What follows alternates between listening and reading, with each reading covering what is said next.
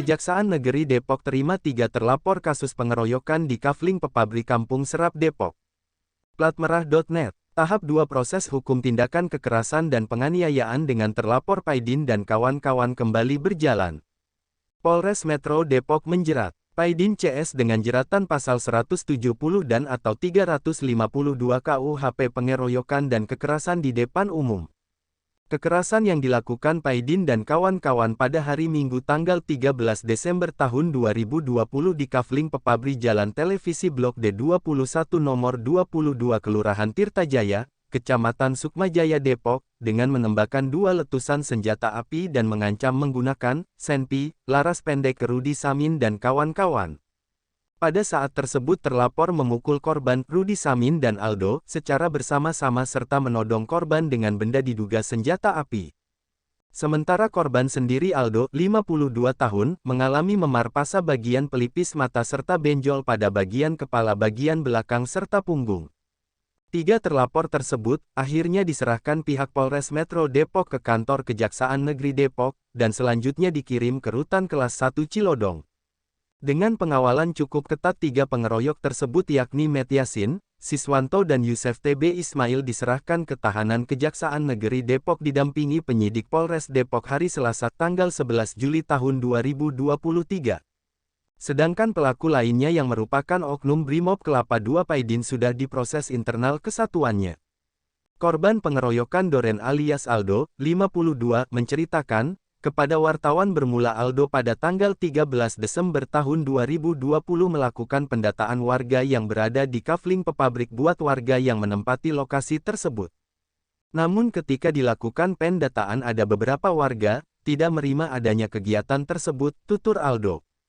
Aldo mengaku, kepada warga bahwa dia hanya bertugas untuk mendata warga yang menempati Kafling Pepabri tersebut dan dia tidak melakukan eksekusi, tetapi warga tersebut tidak menerima pendataan ini lalu mereka mengeroyoknya, cerita Aldo. Sementara itu Rudi Samin yang juga mendapat perlakuan kasar dari oknum anggota Brimob Paidin, kepada wartawan mengatakan, lamanya proses penanganan kasus pengeroyokan dan pengancaman dengan menggunakan senjata api diakui berlarut-larut dan cukup lama. Rudi menduga ini sengaja dipermainkan oknum yang ada di Polres Depok karena kejadian pada tanggal 13 Desember tahun 2020 baru jela kembali pada hari Selasa tanggal 11 Juli tahun 2023. Tutur Rudi Samin. Menurutnya pada saat kejadian tanggal 13 Desember tahun 2020 pihaknya memang sedang melakukan pendataan Kafling bersama Karya, Aldo dan serta lainnya, tambah Rudi. Tiba-tiba datang segerombolan masyarakat yang dipimpin oknum Paidin langsung menodongkan senjata api ke Rudi Samin, saya ditodong pelipis kepalanya dengan senjata api, ujar Rudi. Rudi sempat menantang terlapor Paidin untuk menembaknya, tetapi terlapor tidak menembaknya, karena dicegah warga masyarakat. Mereka tetap mencari Aldo petugas Yabek melakukan pendataan.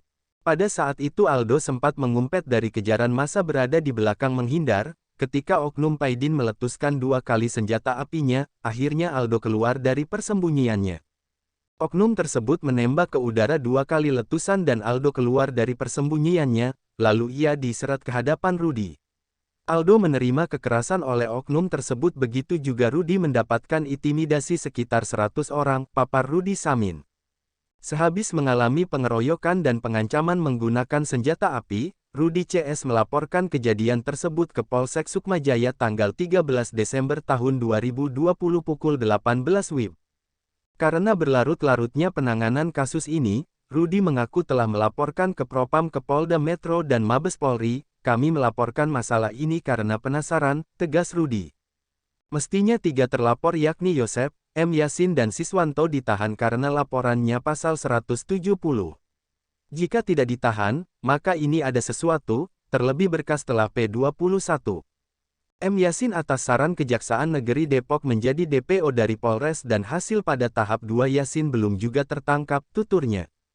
Sebenarnya Jumat lalu tanggal 7 Juli tahun 2023 Yasin bersama ketiga terlapor oleh pihak penyidik telah diserahkan ke Kejaksaan Negeri Depok tapi karena Kajari tidak ada tempat sehingga penyerahan dibatalkan.